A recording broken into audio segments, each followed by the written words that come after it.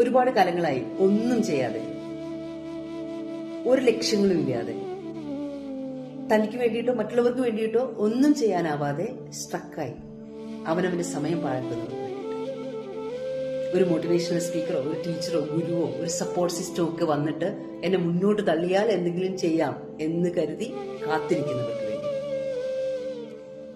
താമരയെ ഒന്ന് ശ്രദ്ധിച്ചാൽ മതി. തന്റെ ചുറ്റും നിറഞ്ഞിരിക്കുന്നത് ചെളിയാണെങ്കിലും ആ ചെളിയിൽ അത് തന്റെ ഊർജത്തെ ഒട്ടും പാഴാക്കുന്നില്ല. പകരം ആ ചെളിയിൽ നിന്ന് ഉയരാനും പുഷ്പിക്കാനും ഒരു പ്രകാശം പോലെ തിളങ്ങാനുമാണ് താമര ശ്രമിക്കുന്നത്. എത്ര ആദരവോടെയാണ്, എത്ര ഇഷ്ടത്തോടെ കൂടിയിട്ടാണ് നാം താമരയെ നോക്കുന്നത്.